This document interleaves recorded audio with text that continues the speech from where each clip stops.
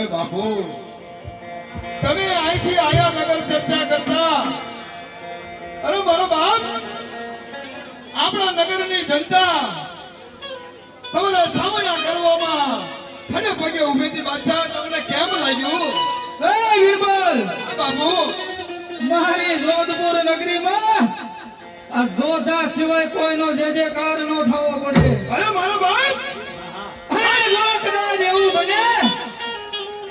હા તો પાપી નરા ગંગા પલવારમાં ધરતી મસ્તક જુદા કરજે વીરબલ અરે બાપુ ધરતી મસ્તક જુદું કરવાની કોઈ જરૂર નહીં પડે વર્ષોથી તમારું અનાજ ખાઈના બિરબલ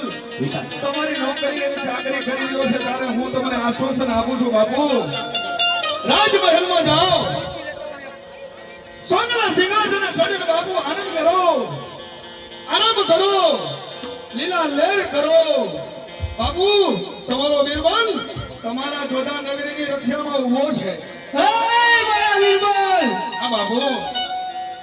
અત્યારે હું મારા સોનાના સિંહાસને વિરાજમાન કરવા જાઉં છું જ્યાં સુધી આ મહારાજની મરજી ન હોય ત્યાં સુધી કોઈ ચકલું પણ ન ફરકવું પડે અરે મારો બાપ જોધાના નગરી સામે નજર કોઈ મીઠ માંગે તો એને ધૂળમાં ધમોળી દેવામાં આવે છે બાદશાહ આપનો હુકમ સર આંખો પર અરે સિપાહીઓ મારો બાપુ આરામમાં ગયા છે તો મારે કોઈ રાઈટ નહીં પડે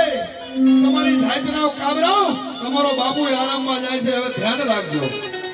સાગર ભગતને વિનંતી કરશું કૌશિક ભગતને સાગર ભગતને આ જે કે હાથે હાજર હોય બે બેન માટે સ્ટેજ ઉપર આવી કૌશિક ભગત લેવો મારા બાપુ જે હોય ફટાફટ આવી જાય અને કૌશિક ભગત ને મંદિરે ત્યાં અગરબત્તી કરી કરતા આવજો હારો બાપી રાડે પેલા બંધાવવાના છે આપણે